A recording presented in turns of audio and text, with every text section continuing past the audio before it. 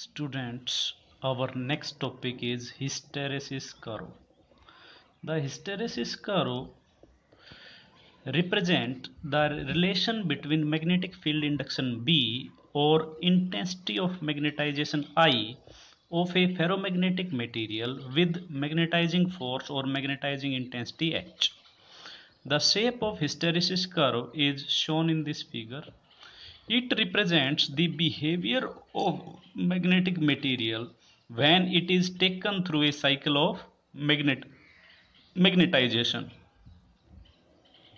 Suppose the material is unmagnetized initially, that is B is equal to 0 and H is equal to 0. This state is represented by point O. The material is placed inside a solenoid and current through the solenoid is increased gradually. Therefore, the magnetizing force or magnetizing intensity increases because magnetizing force or magnetizing intensity is equal H is equal to Ni. As I increases, then H increases. We place the material inside the solenoid and increase the current through the solenoid gradually. The magnetizing force H increases. The magnetic field induction B in the material also increases because B is equal to mu H. As H increases, then magnetic field induction B in the material also increases. And it saturates, magnetic field induction saturates as depicted by curve OA. This behavior represents the alignment and merger of domains of the ferromagnetic material until no further enhancement in B is possible. Therefore, there is no use of increasing solenoid current and hence magnetic intensity beyond this. Next, we decrease the solenoid current and hence magnetic intensity until it becomes 0. When we decrease the solenoid current, then magnetic intensity decreases and until the magnetic intensity decreases to 0. The curve follows the path AB. This shows that when the magnetizing force H is equal to 0, the magnetic induction B is not equal to 0 but is equal to OB. This means some magnetism is left in the material even when the magnetizing force is removed. This value of magnetic induction left in the material, this value of magnetic induction left in the material when the magnetizing force is reduced to 0 is called retentivity or remanence or residual magnetism of the material. It shows that domains are not completely randomized even when magnetizing force is removed. Now the current is reversed. Direction of current, पहले मान लिया current इस direction में जा रहा था, अब reverse कर देंगे ऐसे तो H की डायरेक्शन भी रिवर्स हो जाएगी. Now the direction of current in the solenoid is reversed and increased slowly. When I increase slowly, then H increases. Certain domains are flipped until the net magnetic field induction in the material is reduced to 0. It is represented by curve BC. Therefore, we see that to reduce the residual magnetism B to 0, we have to apply a magnetizing force is equal to OC in opposite direction.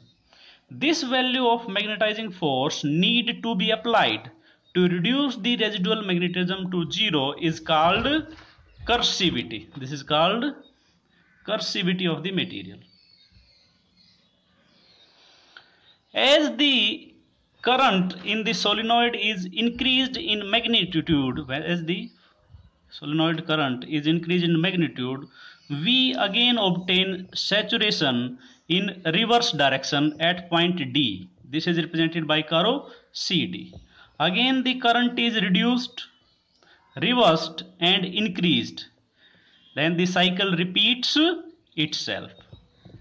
We see that saturated magnetic field induction is approximately equal to 1.5 Tesla and the coercivity of the material is 0.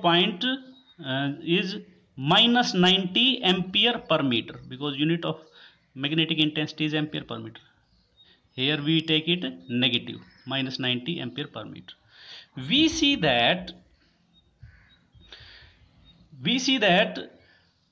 when the material is taken through cycle of magnetization, the value of B or the value of I lag behind H. This means when the H is reduced to 0, the value of B or I do not reduce to 0.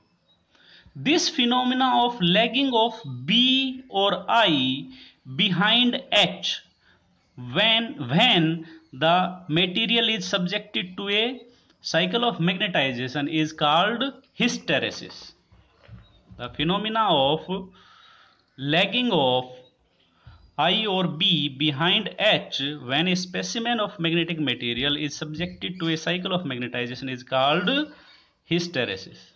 From the figure, we make the following observations. For a given value of H, value of B or I is not unique, but depends on previous history of the sample. For example, when the value of H is this, then the value of magnetic field induction is this and this.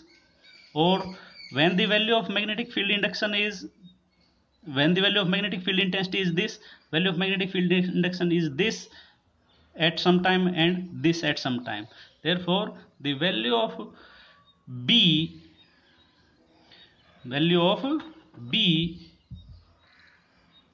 or value of I is not unique for a given value of H, but depends upon the previous history of sample. No segment, for example OA or AB or BC of the curve is linear. This means B or I is not proportional to H over any range. No segment OA or AB of the hysteresis curve is linear. Therefore, B or I is not proportional to H over any appreciable range. Here we have shown the BH curve.